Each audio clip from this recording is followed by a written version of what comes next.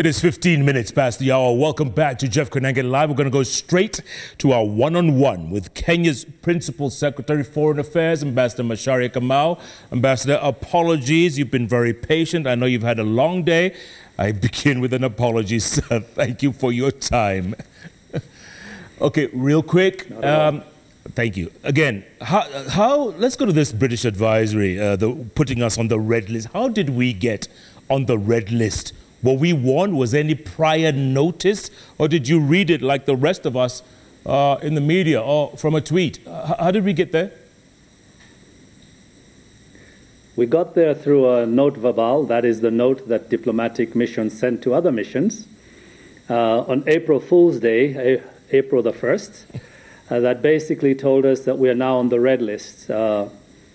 And we had to take it from there. But granted, we have been talking with the Brits for a very long time.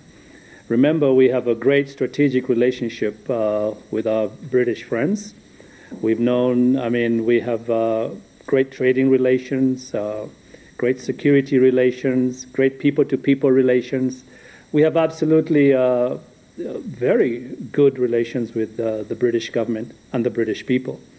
Having said that, the red listing came as a rude shock to many of us, and we've sort of been struggling to manage the impact of that, which, of course, as you can imagine, is very negative.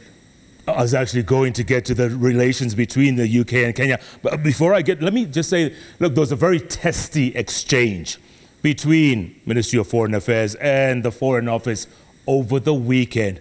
A lot of people are asking, so what's the state of diplomatic relations right now following that testy exchange?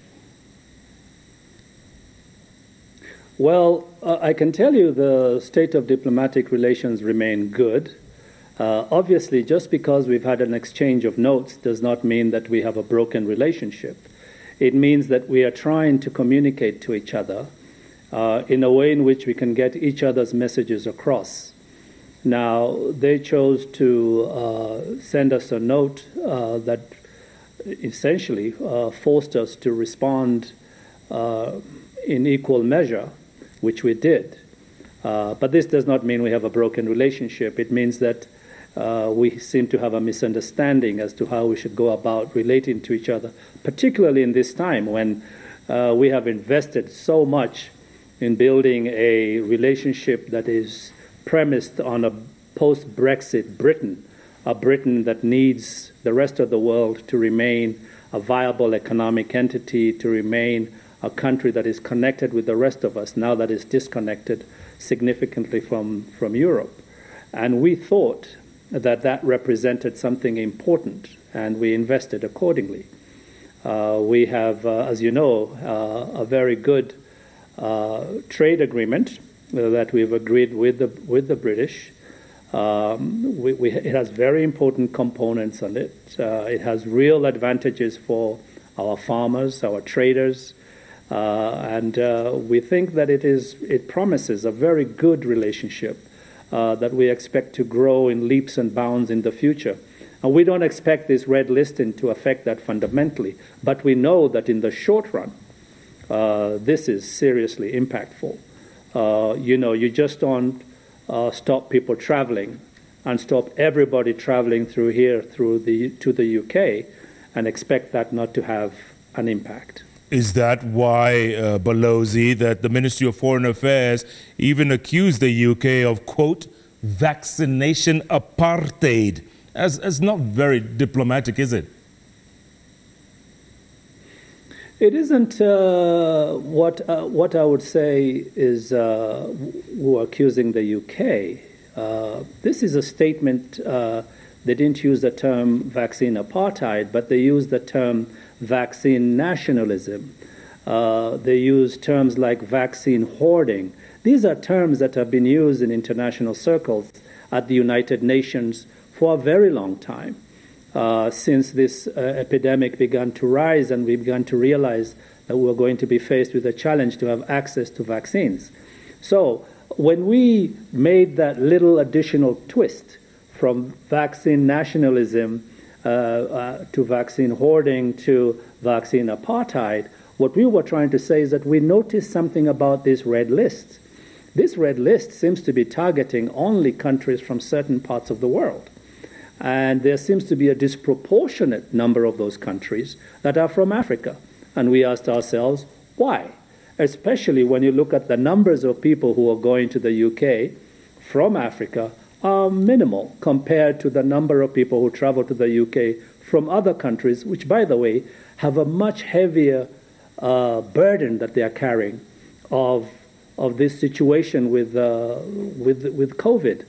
I mean, in their message to us, which the British sent, they said that we have about 550 Kenyans, or 550 travelers actually, that move between Nairobi and the UK a week.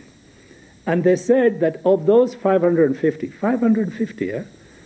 one-third were found to have a worrisome variant of the vaccine, of the COVID. So 183 people consequenced this decision by the British authorities. Now, that is shocking when you realize that there are literally tens of thousands of other people who travel from countries like the United States, like France, like the rest of Europe, like Australia, that have huge COVID burdens. They're, 40 times Kenya, that they seem to have no problem with. So why pick on a country with such a small number of travelers coming through your country? And why only certain countries from Africa? This is where the tilt came to this idea that there's something segregationist about this whole approach to the red listing. And it's worrisome. But remember, when we said that we were concerned about vaccine nationalism, this is not something we are accusing the UK about. We are saying that we are seeing a general trend in the world where people are hoarding vaccines. I mean, for example, we have countries that have, 5-6 times ordered 5-6 times as many vaccines as they need. And they've put a block on those vaccines so that when the rest of us are trying to get vaccines, we are told, well, they're just not available because those countries are holding them for themselves. This is just not about the UK. It's about those who are producing vaccines in the world. But Balozi, if I may, the UK government was very involved in the COVAX vaccine. So when you harshly tell off a country for announcing its own COVID-19 control measures, well, don't you think they can simply tell you, hey, Ambassador, we're dealing with a pandemic here. Everyone for themselves, God for us all. Of course you can. And they have the right to do so. But that's not how we deal in a civilized world. In a civilized world, we deal with solidarity. We'll deal with comradeship. We'll deal with support for each other. Remember, this vaccine was partially developed here in Kenya. This vaccine was tested here in Kenya, in Kemri, in Kilifi, okay? And we were part of what brought those vaccines into reality. We have as much claim on those vaccines as anyone else does. The very fact that they have the resources to front order those vaccines for themselves should not deny us access to vaccines. And this has got nothing, as I said, to do with Britain singularly. It has to do with vaccine-producing countries that seem to be unable to understand that unless we are all protected, unless all of us are free of this COVID-19 disease, none of us is going to be free of it for a very long time. And remember that the vaccine itself does not give you 100% protection. So it might give them a huge advantage to begin trading and moving in the world. But you know what? Why would they be traveling to countries which are infected with a particular disease? Why would that be something that they would wish to do? We would expect them not to do that. So it's not about the fact that they are producing the vaccines and therefore they have a right to keep them. No, it's about all of us sharing in what is now a common challenge for the world and agreeing that we all work together to try to get this vaccine on the market as quickly as possible. But Balozi, pardon me for a moment, conversations like the ones that are happening or happened between Kenya government and the UK government over the weekend were a little harsh. This is something that could have been dealt with maybe through diplomatic back channels and not aired out. Absolutely. Your thoughts, sir? Believe you me, this is our sentiment, and this was our question. How come? Why did it have to come to this? 180 people could not possibly have justified this. I personally can tell you that my minister and I have been in touch with the British government virtually every week for as long as I can remember, either through their mission here or through our embassy in our High Commission in London. We are in touch constantly. This has got nothing to do with our ability to communicate. It's got even nothing to do with our goodwill. We have a tremendous amount of goodwill towards our British friends, a tremendous amount of goodwill. We have been in the midst of a negotiation of a trade agreement. Elements of that trade agreement were being decided, a couple of weeks ago in our parliament? We have been in constant touch. Why this decision came our way on April 1st is beyond us. So I think the person you should be asking that question, actually, is our British friends, or the people you should be asking that question is our British friends. Why would they choose to do this at such a time for such a small number of people who are going to their country? Remember, Jeff, Britain has 4.6 million people who have been infected. 4.6 million people. They have had 126,000 deaths. 126,000. Most of whom are old people. My parents' age and slightly younger, in their 80s, dead. Okay? We have 140,000, maybe, and maybe we've lost about 2,250. I mean, they have 40 times our burden of this problem. Why would they imagine that we are the countries they would want to list? Their country next door, France, okay, has similar numbers. They have 96 or 97,000 people who've died in France. They have a similar burden rate, just a little bit less than the UK. Next door, they have all the variants that they're worrying about in France that are transiting through here, and they're not stopping or red list in France. So I don't know what to tell you, Jeff. This is not for lack of communication. This is not for lack of goodwill. We would rather never have had this issue come up because we were so positive and so excited about the trade relations that we are now building, about the people-to-people relations that we are putting together, about the tourism that we are keeping open. Remember, we were keeping our country open to British tourists, irrespective of the fact that we were being faced with real threats and real conditions of the COVID coming our way too, you see? But we thought it not such a great idea to put a blockage on them. So the question is, why did they choose to do it? You need to pose that question to our British friends. Balozi, and you know the history as well as I do. I mean, it goes back decades between Kenya and the UK. From the time of Prime Minister Margaret Thatcher, remember Foreign Secretary Douglas Hurd, you dealt with the likes of Linda Chalker back in the day. So over the years, yes. I'm not that old, Jeff. I'm not that old. But you've dealt with the governments, Balozi. The question is, okay, there's been a myriad of changes in the UK government. Lately, maybe they're changing more than we're changing officials at City Hall. I guess the question is, has something gone terribly wrong between our relationship, Kenya's relationship, and the UK? No. On the contrary, we have never, I think we are at our best point in our history. You know, you can have a bit of a row in your home or in your community or even in your country. I mean, if you read our Kenyan newspapers, you'd think we are all about to go for each other's throats. You know, we are expressive people, to put it mildly.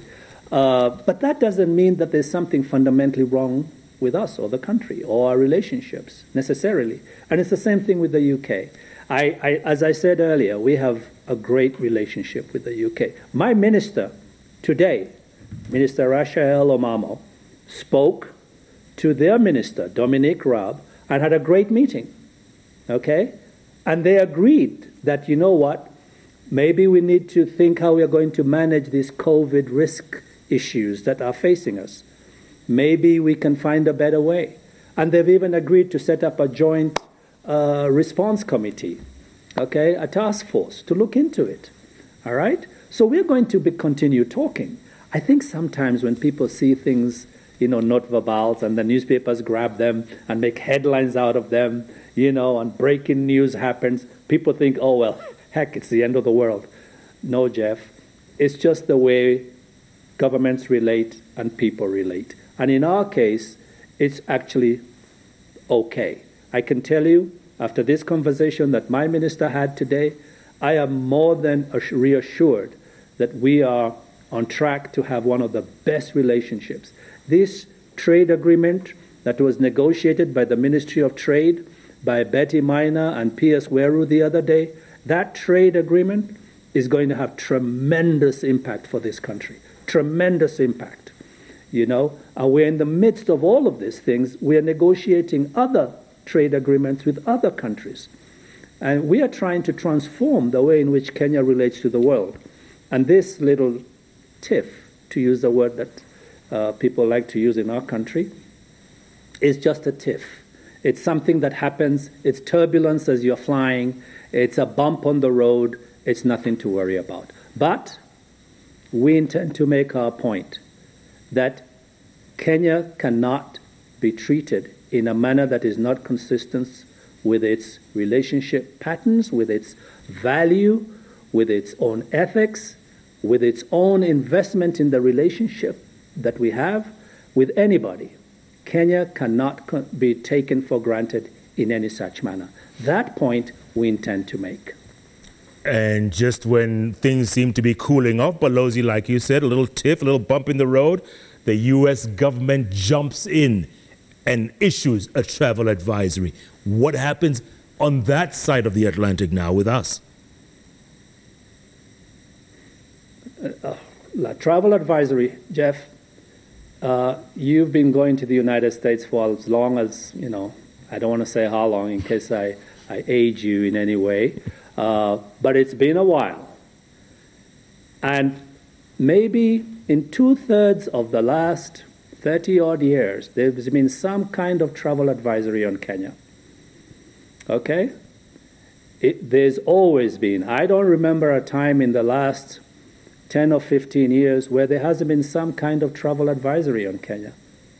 But this one is COVID related, That's how they do their business. It's COVID related. They're saying, you know, they're advising the citizens not to visit Kenya.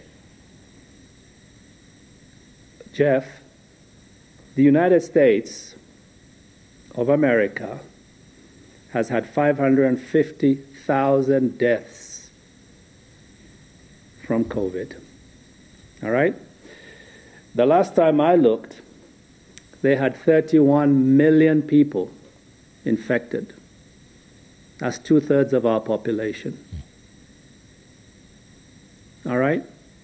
If they want to advise their people not to travel to Kenya, that's perfectly right. That's their right. But it's an absurdity. All right? Our numbers pose no threat to anybody.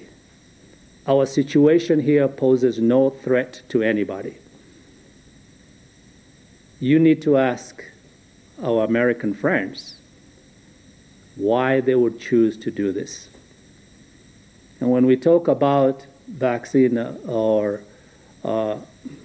apartheid, when we begin to talk about reactions that seem disproportionate to the problem that the countries are facing, you need to ask yourself, why would they do that to such a friendly country as Kenya? That's a question the Americans need to answer, not me. Yeah, but you seem kind of annoyed with that. It seems like, you know, it's very annoying that it should come at a time like this. It's very sad, Jeff. Come on. What, I'm supposed to celebrate that? I'm supposed to be happy I'm not annoyed. I'm just disappointed. You know, when your friend keeps letting you down for awkward reasons that are unsustainable, for reasons that are inexplicable, you have to ask yourself, why would they do that? What is it that they gain by doing that? I don't know.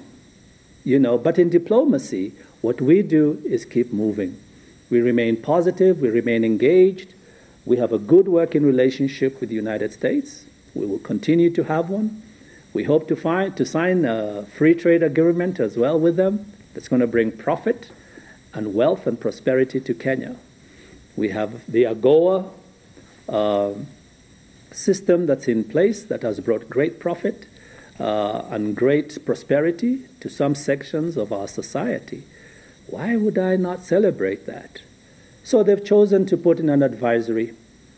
Maybe it's to cover themselves with insurance. Maybe it's because they want to make sure that anybody who travels here cannot accuse them of never knowing. They're a litigious society, and maybe that's the way they chose to handle it. We think it's unfortunate. We've told them severally that this is not the way to deal with a good friend. And we trust that they will continue to listen to us, and as time goes by, they will see that this is not a wise way of going about business. Balozi, back to UK-Kenya relations now. In less than 48 hours, flights coming in, going out, seas, especially, well, passenger flights, that is. Question is, and you mentioned that great trade deal inked a few weeks ago. What happens to cargo flights, KQ cargo flights, for instance? Kenya exports flowers, veggies, fruits to the UK. What happens to those flights? Well, we would hope that they will continue, okay? This challenge that we're facing right now, we have both been very careful, both the UK and Kenya, not to single out cargo flights. There's a good reason why. Because we recognize that we need to keep the trade routes alive, okay? And like I said, we don't understand why 500 souls traveling through Kenya a week should pose a threat to any country such as the UK. But the UK has to answer that question, as I said. But once they've stopped our people traveling, so there's no Kenyan allowed to travel, nobody can come through here and travel, so they basically killed Kenya Airways passenger load. Why would you put your flights on? So we had no choice but to say, okay, no flights for anybody between here and the UK.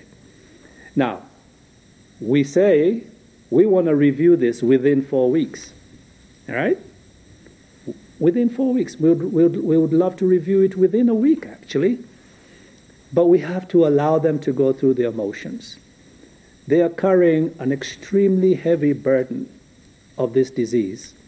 And maybe in their imagination, maybe in their calculation, this is the best they can do by means of a response with the rest of us. But all I can tell you is that we don't think it's the way to go, okay? And we hope that once we begin to have this conversation that has now been triggered by my minister, Rachel Omamo, today, that it's going to help us resolve this issue very, very quickly. And my expectation is by the summer, as they say in the northern climates, by May, June, we shall have this resolved at the very latest. But they have to be prepared. They have to be willing to allow people to move through their country. We cannot make them do that. We can't force them to do this. They have to be willing. And so when they're good and ready, we shall also be good and ready. Balozi, but you mentioned we shall review in 4 weeks' time. Can we afford this as a country? Don't you see us being the biggest loser in this? I don't know. You tell me. Look, like I said, they made the decision, right? So I tell you not to visit my home. I don't want you coming through my farm or, on your way, which happens to be a shortcut on your way to somewhere else. That's your choice, you see. We can't impose ourselves on the UK, All right? We can't put people on flights and tell them fly anyway. They are the ones who've chosen to cut us off. And of course it hurts. Or else, why would we protest? We are protesting because it hurts. We are saying we're disappointed because we think it's unnecessary. We think there's no justification. There's nothing wrong with us saying that, Jeff. And we have taken incredible precautions here, Jeff. You know, those numbers that you see in Kenya, despite the fun that people like to make them in newspapers, I saw some editorial the other day that was infuriating to me. I could not believe that a Kenyan newspaper could write an editorial that tried to second-guess the attempts that this country has put, the sacrifices that the population has made to try to contain this disease. And by the way, very successfully. Okay? Like I said, our numbers are minuscule compared to those in Europe. And I don't care what you say about climate, and it's got nothing to do with that. It has to do with behavior, and it has to do with restraint, how people are managing themselves, and it has to do with COVID protocols. And the reason we know this is because there are other countries in Africa which haven't done that and are in serious trouble. So we know we've done the right thing here. And therefore, when we put that out there and tell a partner like the UK, look, you know what we're trying to do. You know the effort we are putting into this. And we say, why would you lock us out? Okay? It's one thing to tell us we don't want anybody flying through there, okay, from another country. Okay, maybe we could have thought, oh, no, okay, maybe that other country might have a problem. But that's not what they said. They said no Kenyans. All right? And then nobody else either. This is not a friendly thing. So it's a problem. But my view, by the way, just so that you know, is that as soon as the UK begins to get a handle on this situation, they're doing remarkably well with their vaccination program. As soon as they get that level of herd immunity that they're aiming for, maybe a third, maybe a little bit more of their population, I think a sense of comfort will come to them. And I think they will be able then to reach out to the rest of the country. Remember, Kenya is not the only country. There's 39 countries that are on that list. So there's many countries, Brazil, Chile, out in Asia, in the Middle East, the rest of Africa. So there's quite a few countries. But it's their choice, and we have to respect that. Yeah, Balozi, every time you take off your glasses, it means you're really getting a notch more annoyed, for lack of a better word. But let me put it to you politely, Balozi. This is like a staring contest to see who blinks first. Is that what we're looking at here? No. Oh, to stare what, Jeff? I mean, come on. I promise you, and I promise the nation through you, that we have bent over backwards, and we are bending over backwards, that we are speaking to each other, okay? That Jane Marriott and I, the High Commissioner here, have conversations virtually every day. Thankfully, most of them have nothing to do with COVID, all right? We have happy conversations. We are discussing what we can do to improve UK-Kenya relations. It's all we ever talk about, all right? And I can assure you, my minister, when she speaks to her counterparts, is just as positive and as friendly and as solution-orientated. As I said, Betty Minor, the CS for Trade, PS for Trade, my dear friend Weru, everybody is doing great things. His Excellency the President, who time and again has reached out to the Prime Minister of the UK, not just on COVID. In fact, COVID is the least of the things he reaches out on. He reaches out on issues of education, on issues of youth, on issues of technology, on issues of climate change. I mean, we are at it all the time, Jeff, all the time. So let's put this whole little COVID thing in its perspective. It is serious, yes, but it isn't terminal.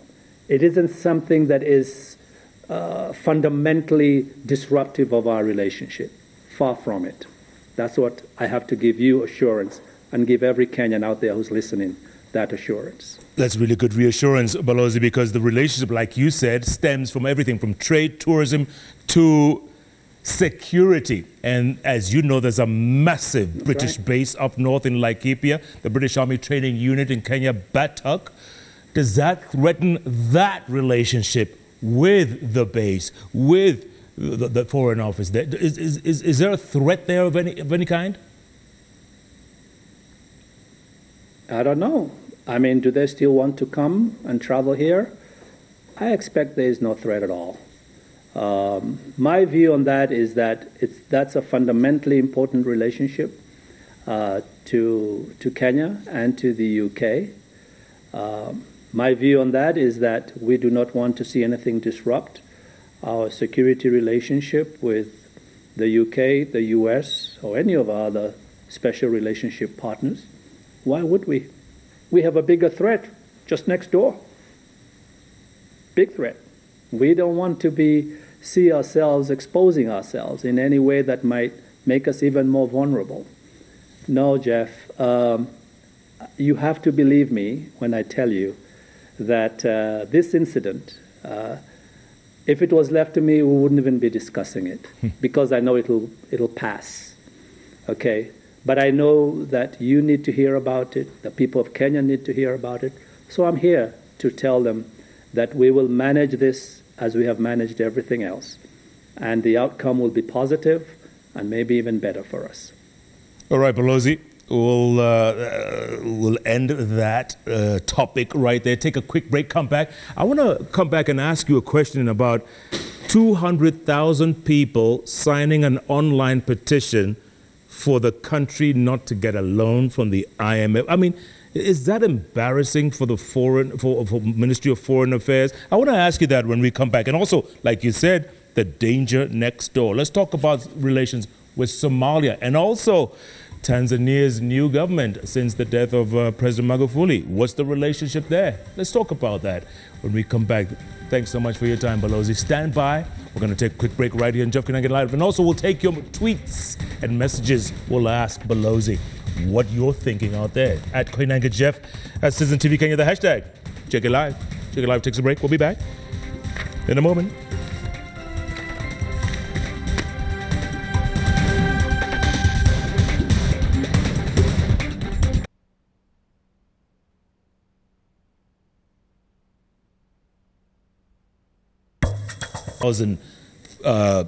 Kenyans, citizens, they petitioned to the IMF not to give Kenya a loan. From where you sit at the Ministry of Foreign Affairs, how do you handle such a online petition against your own country by your own citizens?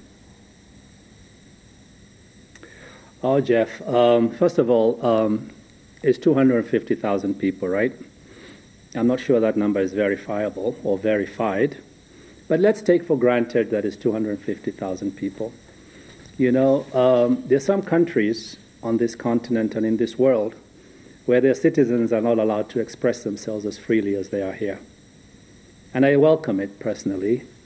I don't think it's a bad thing for a very minute section of the population to express themselves about a matter that they consider to be important to them.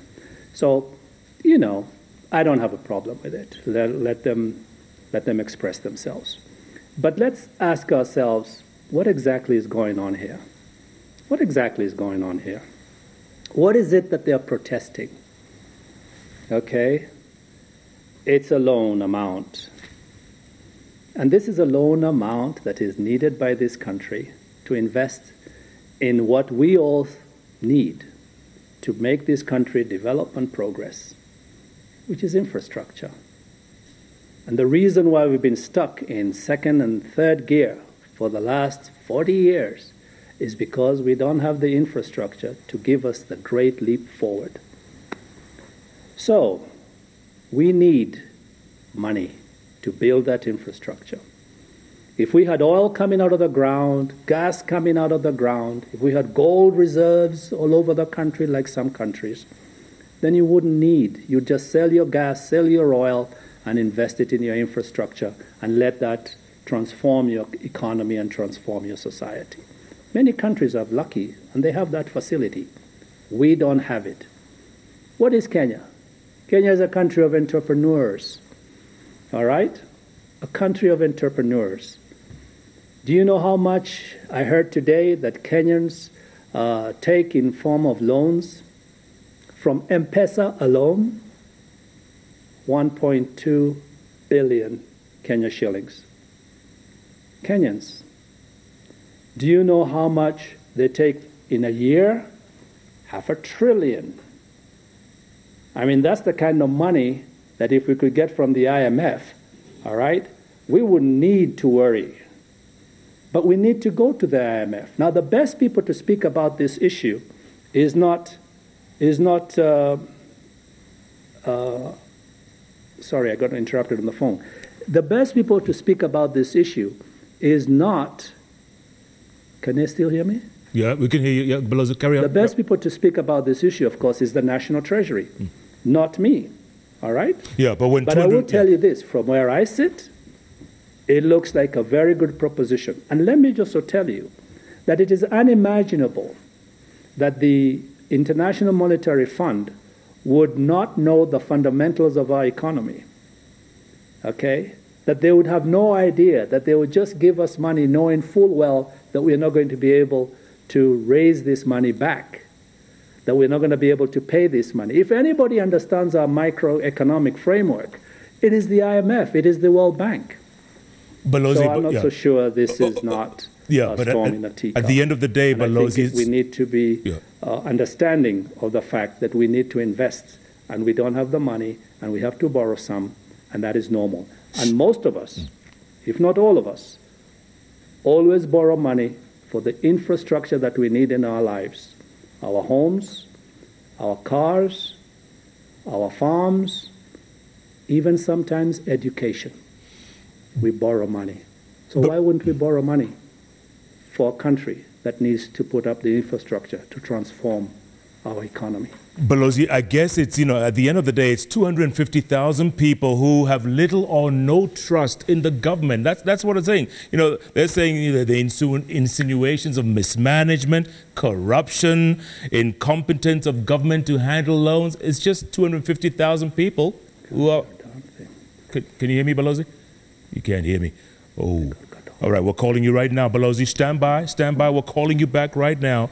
Must have been a little connection mishap, but it was just to update our viewers. We're talking about the petition that was online that was trending for the last 24, 36 hours. Up to 250,000 people asking the IMF not to loan Kenya or not to grant Kenya a loan that it had asked for. So, Balozi says, look, it's just 250,000 people, and, people are speaking their minds, which is fine. Okay. Balozi, you got me back? Can you hear me? Can you hear me, Balozi? I can hear. Excellent. Thank you, sir. Thank you. Look, what I was alluding to was that, okay, you said it's 250,000 people. Yes, it's people speaking their minds. But these are people who are alluding to the fact that, look, we have little or no trust in the government. There's so much mismanagement and corruption and incompetence to handle loans that, I'm not voicing it for them, but I'm just saying this is probably what they meant for the most part, Balozi. Yeah, where do they get that narrative from? I don't know. Again, I look at things from a global perspective, all right? Am I saying that there is no incidence of corruption? Of course not. Am I saying that there is no incidence of incompetence? Of course not. But, Jeff, you've been around the world a couple of times. Name me these countries, okay, that are doing fantastically well, that don't have incidences of these issues. And you may say, okay, we need to worry about those things. Of course we do. But this is not about corruption. This is not about inefficiency per se. This is about recognizing that we have to invest in the infrastructure, and we don't have the resources ourselves locally to do it. And therefore, we have to seek those resources from the best places possible. I mean, we don't have to go to the World Bank. We can go to the private sector. And you know how much that money costs. You know, the IMF is probably our best deal going. So why wouldn't we go there? And my view on this, and again, I am not the right authority to be speaking on matters of loans. That's the National Treasury, and they should be invited to your program to have this conversation with you. My view on this is that we do not have a choice. We will never become the country we aspire to if we don't develop the infrastructure that we need. Irrespective of the government in power, we have to invest in our infrastructure. Health, education, roads, airports, ports. We need these things desperately, or else we'll remain a third world country that is unable to be competitive in the world. And that is unacceptable, I would imagine, for any Kenyan. All right, Balozi, point noted. We're going to move from the IMF right next door to Tanzania, following the unfortunate death of President John Pombe Magufuli, and now transitioning to President Samia Suluhu Hassan. How would you describe the change of guard and relations between Kenya and Tanzania now? Well, I would describe the change of guard as admirable. I think the Tanzanians have once again shown themselves to have a very effective transitional system. They have moved from one president to another without any drama, without any political fallout. They have consistently been able to adhere to their constitution. They have consistently been able to show that despite a shock such as the one they suffered with the loss of His Excellency President John Pombe Magufuli, that despite that shock, which we all are deeply affected by, they were able to manage a transition and put a woman in power and consolidate their constitution even further. There is nothing there that one shouldn't admire. So we're very proud of Tanzanians, and we're very proud of the new president. She's a graceful lady, proven to be of great intelligence and great insight. And, you know, we wish her all the very best, because Tanzania deserves it, and because East Africa deserves it, because Tanzania is such an important, integral part of our community. Absolutely, Balozi. And already President Suluhu has announced a raft of policy changes. What do you think of the formation of a panel to advise the government on COVID-19? Already that's been announced. Your thoughts? I mean, I think she saw it wise to do that, and I have to respect that and, in fact, celebrate that. And I think it shows, as I said, that she is wise, she is deeply insightful. She was the most traveled of the senior government officials in her country. So she knows. And I think she said,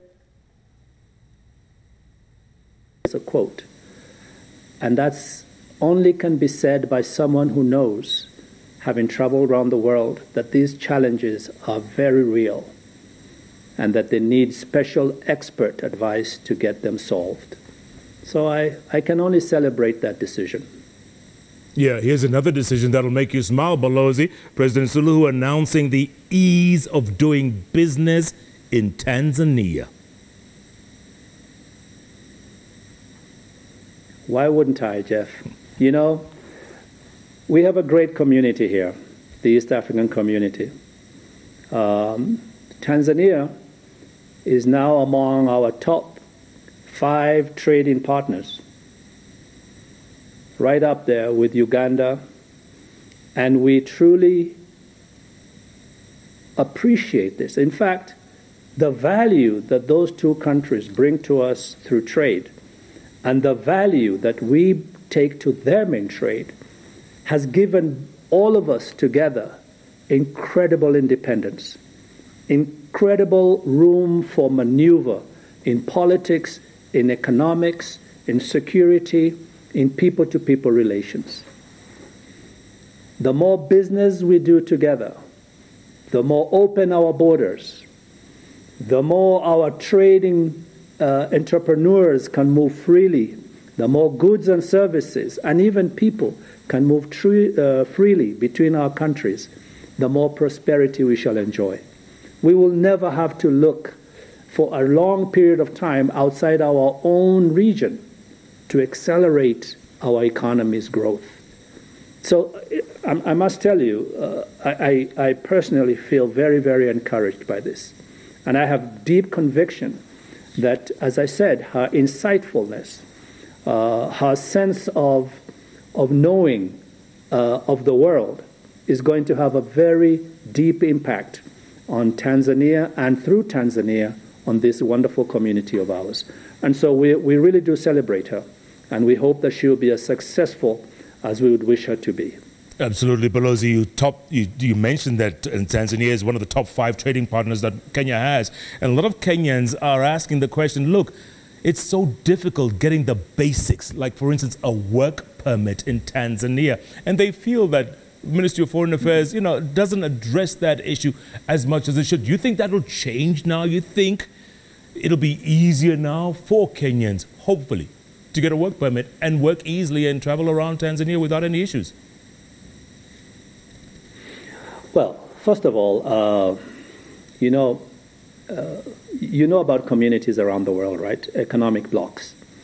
They always have challenges, I think this idea that because we signed a piece of paper that said we are an economic bloc, that tomorrow, everybody is going to be, holding hands and singing Kumbaya, this kind of thing is just not going to transpire. It's not how life works. The European community, I mean, look at that scene in Europe with Brexit and the challenges they had even before they got to Brexit. That's not because they don't wish to have a good community. It's because there are challenges that they were trying to resolve. Some worked. That's why the vast majority of the European community has become the great economic power that it has become. But they still have challenges among themselves. Okay? People-to-people challenges, trade challenges, trucks getting stopped at borders. They have the same issues, by the way. Okay? Look at the Americans and the Canadians. Look at the Americans and the Mexicans and their little NAFTA over there. So these things happen. We, of course, do everything we can within our ministry and our embassy down there under the leadership of Dan Kazungu, goes to great lengths to try to facilitate every Kenyan that it can.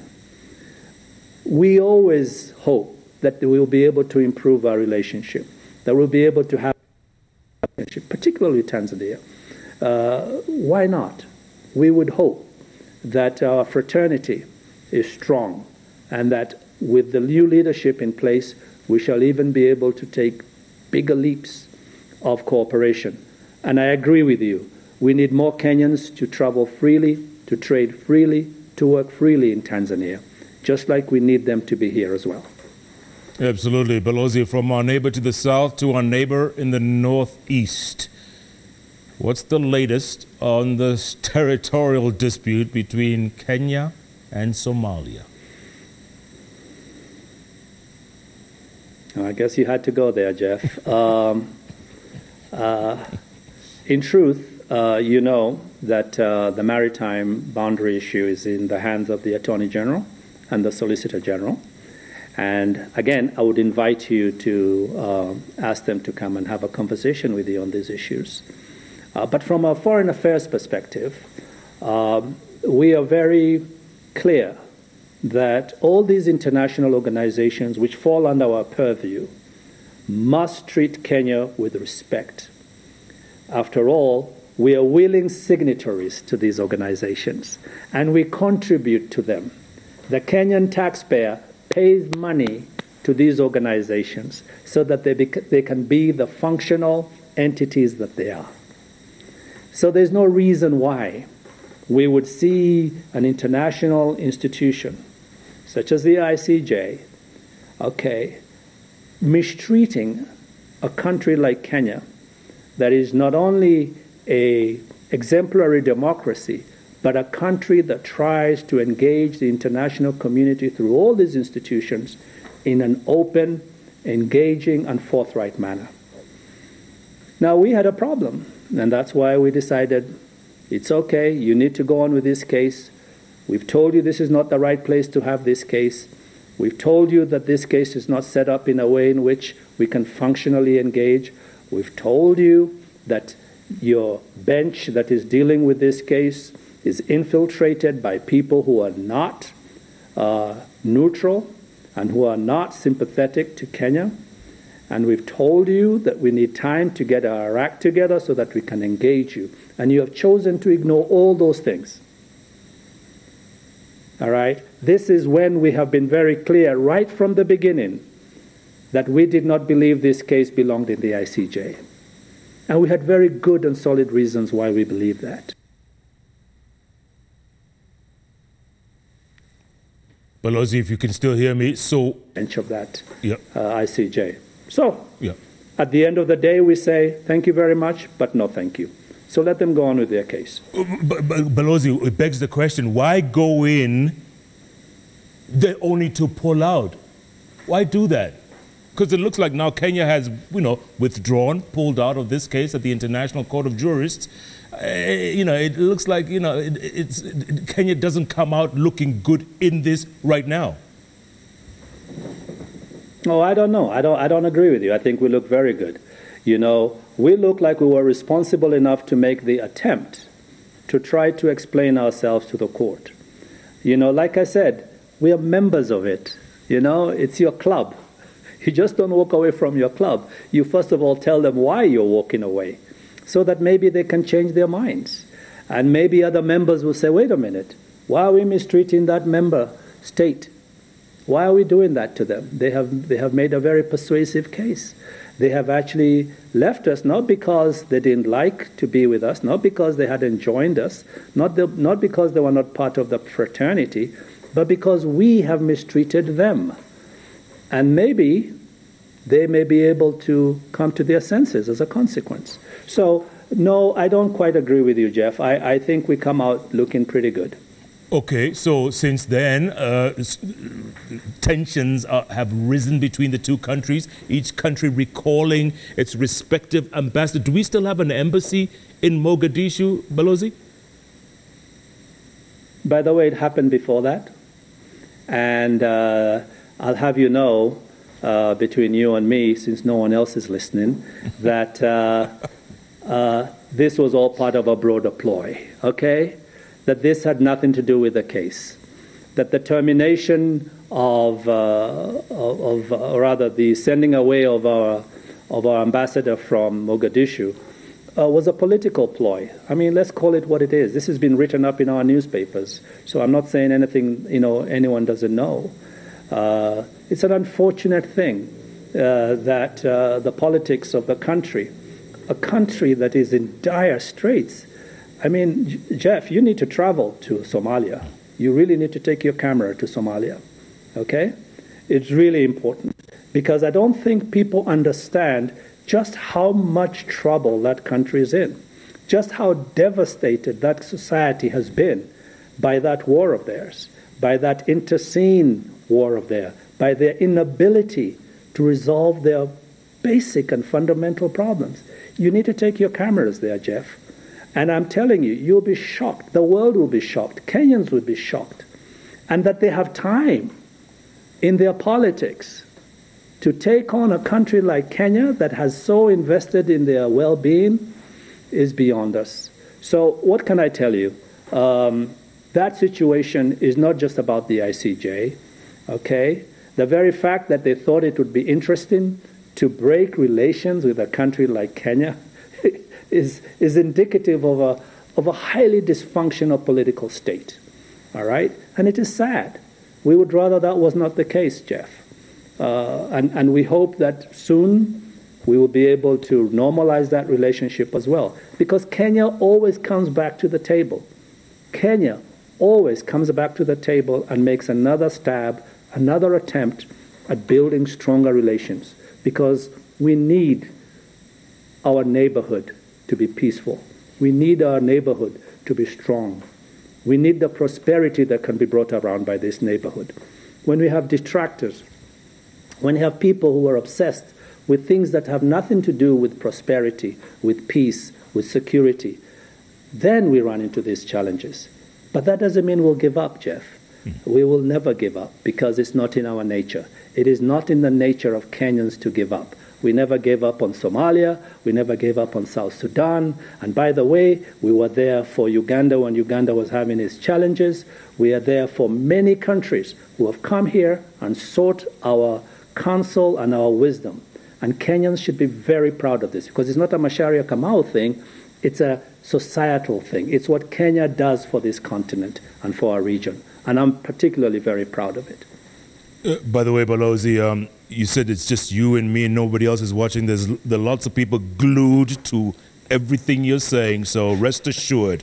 And also, we will make that trip to Mogadishu. I promise you that at some point. Please do. What about when Somalia accuses Kenya of interfering in their internal politics? What do you tell them, sir?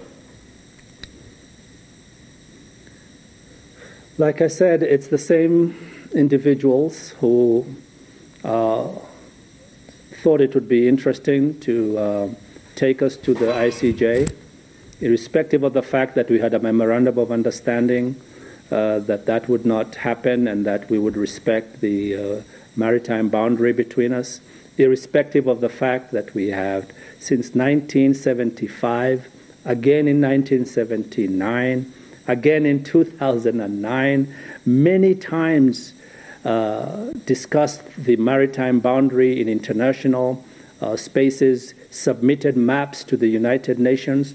For 39 years, Jeff, they never challenged this. And then one day, I think it was an October day in 2014, somebody got up in Mogadishu and thought it would be a bright idea to inspire this case at the ICJ. Now you tell me that that is the kind of action you would expect from people who are being purposeful, who are peace builders, who are looking to create great fraternal relations between countries. And so, what can I tell you? Those decisions keep coming out of this current administration that's there in Mogadishu, and we are very regretful of it. And we don't think that the majority of the Somali people are for it. Because when you look at their country, when you visit their country, they are not celebrating their condition.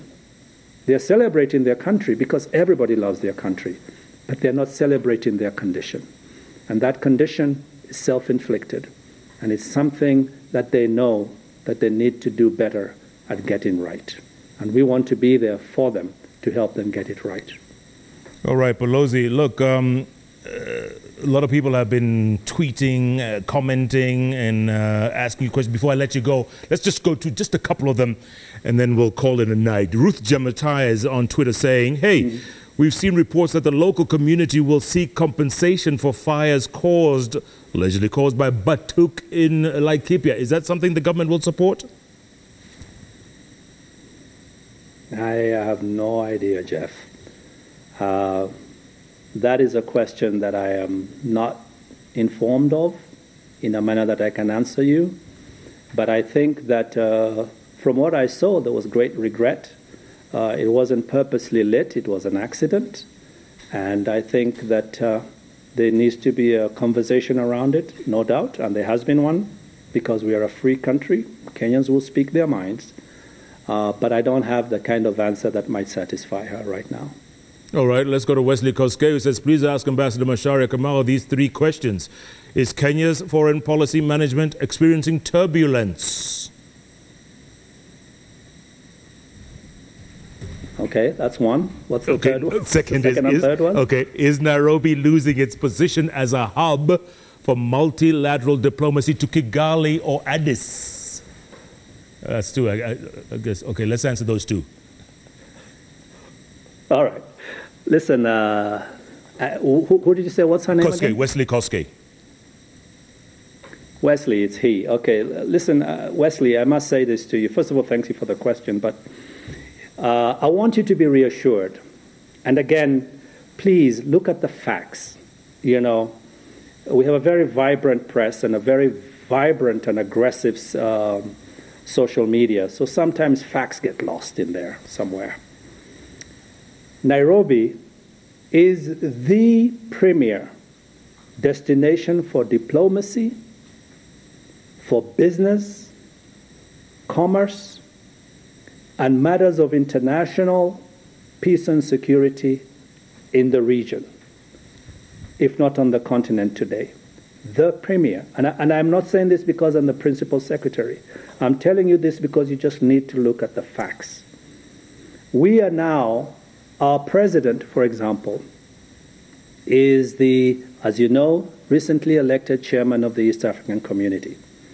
That's already almost 200 million people right there that we are trying to work with to provide leadership for our region. That doesn't happen because you're a failing capital. Nairobi, and our president, is the president office of the Organization of African, Caribbean, and Pacific States. That is 79 countries that stretch from the Pacific across the world to the Caribbean and to Africa. And I'm telling you, and he'll be speaking tomorrow, by the way, to that organization, is the leader who was the first to bring a summit-level conversation around that organization. And he did that during COVID. And it is us who have been able to bring the Caribbean and parts of the Pacific together with Africa. And in fact, we are currently working with the African Union on a Caribbean summit to happen here in Nairobi sometimes in June, everything being equal. That doesn't happen because Nairobi is a failing capital. We have been elected by a popular global nation-state election as a member of the UN Security Council. And we have provided leadership, and our president has engaged, and he has spoken in ways in which have shown us to be leaders on matters of climate change and security, COVID and security. You name it, we have remained seized. On matters of counterterrorism, Kenya is known to be one of the foremost speakers, foremost pronouncers of global policy on these issues. Again, you can verify this, so I'm not making this up. We are a member of the African Union Peace and Security Council because the African Union recognizes that we are a pillar of peace and security in East Africa and on our continent. Kenya, Nairobi is the destination. And country after country recognizes this and engages us. And we are proud that we are able to contribute in this way because that's what it means to be a civilized country in a modern world where you're trying to do what is good and what is right, and you're trying to build solidarity, and you're trying to build unity, and you're trying to build greater multilateralism in the world, because that is what makes us strong, because we are stronger together. And Kenya recognizes this, and Kenya champions this.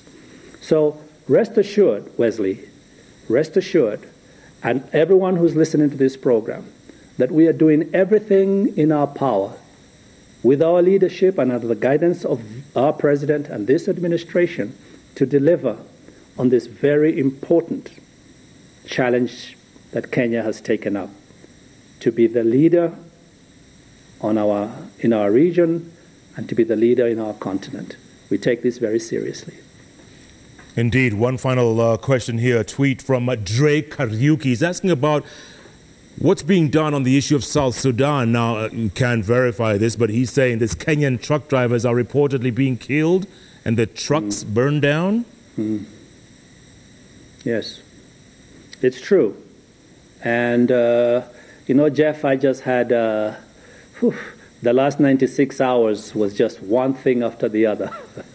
And one of the things that I had to deal with, and we had to deal with as a ministry, is this issue of the South Sudan. And remember that we have also invested significantly. Kenya worked very hard to bring together the warring parties of South Sudan and to usher in their independence, what will be 10 years now. And we're going to celebrate 10 years of South Sudan independence very soon. But we have seen that the country has remained challenged by governance issues and by security issues. And as a consequence, our truckers have, some of them, lost their lives, and our truck owners have lost their trucks. And I personally was involved in this matter, speaking directly to the government, protesting this matter, and they wrote back to us and reassured us that they will take charge of that situation. And as of 2 days ago, they deployed their military on one of the main conduits where rebels had begun attacking truck drivers to secure that route.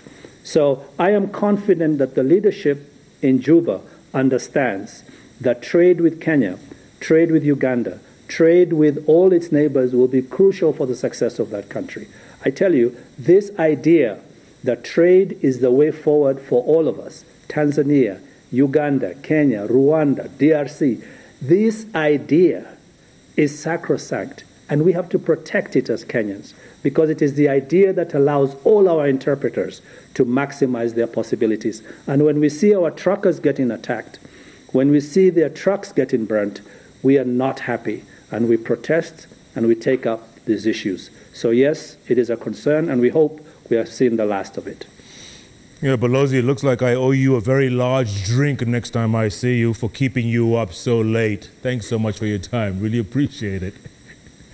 Thank you. Well done. Good job. Ambassador. I appreciate you too, Jeff. Thank you very much. Ambassador Macharia Kamau there, Principal Secretary, Foreign Affairs.